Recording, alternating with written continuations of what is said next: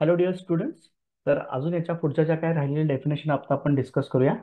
Active turns किंवा active coils. जसं आपण सुरुवातीला डिस्कस केलं की स्प्रिंगवरती ज्यावेळी आपण लोड अप्लाय करतो त्यावेळी स्प्रिंग डिफ्लेक्ट होती आणि स्प्रिंगचे जे काही कॉइल्स असतील ते जो काही अप्लाय केलेला लोड आहे त्याला काही ना काहीतरी कॉन्ट्रीब्युट करत असतात. तर मगाशी डिस्कस केल्याप्रमाणे एन म्हणजे नंबर ऑफ टर्न्स असतील आणि जर आपण एन टी असं लावलं तर त्याला काय म्हणणार आहे आपण, टोटल नंबर ऑफ टर्न्स. मग ज्यावेळी आपण स्प्रिंग वरती लोड अप्लाय करतो तर त्यातले काही टर्न्स असतील तर ते लोड ऍक्टिव्हली घेत असतात, एक्सटर्नल लोडला सपोर्ट करत असतात, डिफ्लेक्ट होत असतात. तर तेवढ्या टर्न्सना आपण काय म्हणणार आहे, ऍक्टिव्ह टर्न्स किंवा active coils.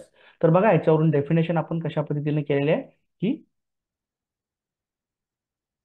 active coils are the coils in the spring which contribute to the spring action. spring action ला जे टर्न्स कॉन्ट्रीब्युट करतात, सपोर्ट द एक्सटर्नल फोर्स, जे एक्सटर्नल फोर्सला सपोर्ट करतात आणि त्याच्यानुसार ते डिफ्लेक्ट होतात, तर त्याला म्हणायचं ऍक्टिव्ह नंबर ऑफ टर्न्स किंवा ऍक्टिव्ह नंबर ऑफ कॉइल्स.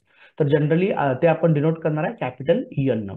आता याच्या व्यतिरिक्त काही टर्न्स जे आहेत ते कुठल्याही प्रकारच्या स्प्रिंग ऍक्शनला सपोर्ट करत नाहीत, एक्सटर्नल लोड घेत नाहीत किंवा डिफ्लेक्ट पण होत नाहीत, तर ह्याला आपण काय म्हणणार आहे, इनऍक्टिव्ह टर्न्स किंवा इनऍक्टिव्ह कॉइल्स. तर बघा आपण कशा पद्धतीने त्याला डिफाईन केलं आहे. Inactive coils are the coils in the spring which do not contribute, कुठल्याही प्रकारचं ते कॉन्ट्रीब्युशन घेत नाही स्प्रिंग ऍक्शनसाठी, लोड घेत नाही किंवा डिफ्लेक्ट होत नाही, तर अशा पद्धतीचे जे टर्न्स असतील त्याला आपण इनऍक्टिव्ह टर्न्स किंवा इनऍक्टिव्ह कॉइल्स म्हणणार आहे. जनरली हे इनऍक्टिव्ह टर्न्स ह्या स्प्रिंगच्या एंडला असतात. तर ह्याप्रमाणे आपण काय म्हणतो बघा, a portion of the end coils which are in contact with the seat are inactive coils. जो स्प्रिंगचा पोर्शन शीटच्या कॉन्टॅक्टमध्ये असतो एंड, त्या जनरली त्याला आपण काय म्हणणार आहे, इनऍक्टिव्ह कॉइल्स किंवा इनऍक्टिव्ह टर्न्स असं म्हणणार आहे. तर बघा एखाद्या स्प्रिंग मध्ये आपण असं कन्सिडर करूया की 10 टोटल नंबर ऑफ टर्न्स असतील आणि त्यातलं मी असं म्हणलं की 8 जर ऍक्टिव्ह टर्न्स असतील तर इनऍक्टिव्ह टर्न्स किती झाले, 2 इनऍक्टिव्ह टर्न्स झाले. तर त्याच्याप्रमाणे हा फॉर्म्युला कसा येईल बघा, इनऍक्टिव्ह कॉइल्स किंवा इनऍक्टिव्ह टर्न्स जर काढायचे असतील तर मला टोटल नंबर ऑफ कॉइल्स किंवा टोटल नंबर ऑफ टर्न्स मधनं म्हणजे एनटी मधनं मला ऍक्टिव्ह टर्न्स मायनस केल्यानंतर म्हणजे एन ला मायनस केल्यानंतर तुम्हाला इनऍक्टिव्ह कॉइल्स किंवा इनऍक्टिव्ह टर्न्स मिळणार आहेत.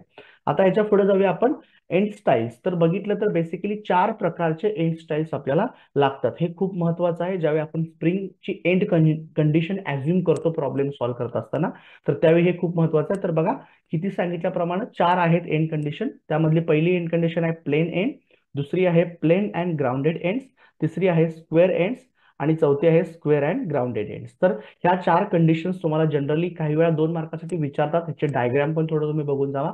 ह्याच्यातला महत्वाचा म्हणजे फॉर्म्युला. ह्या 4 कंडिशन नुसार फॉर्म्युले कसे कसे येणार आहेत ते आपण बघूया. तर कोणत्या प्रकारचा एंड आहे त्याच्याप्रमाणे त्याच्यामध्ये किती नंबर ऑफ ऍक्टिव्ह कॉइल्स आहेत. तर ऍक्टिव्ह कॉइल्स आपण यांना डिनोट करणार आहे.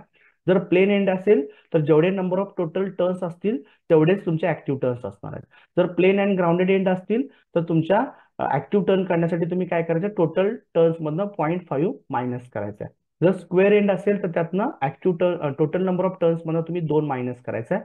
आणि स्क्वेअर अँड ग्राउंडेड एंड असेल तर तोच फॉर्म्युला आहे की टोटल नंबर ऑफ टर्न्स मधनं जर तुम्ही 2 मायनस केलं तर तुम्हाला total number of active coils किंवा ऍक्टिव्ह टर्न्स मिळणार आहेत. तर हे बेसिकली अझम्पशन आपल्याला खूप महत्वाचं आहे. ज्यावेळी त्यांनी कुठल्याही प्रकारची एंड कंडिशन प्रॉब्लेम मध्ये मेन्शन केले नाही तर नेहमी square and grounded end assume करायचं आणि total number of active turn काढण्यासाठी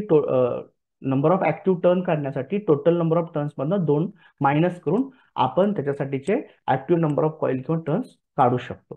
तर हा टेबल सगळ्यांनी व्यवस्थित लक्षात ठेवायचा आहे.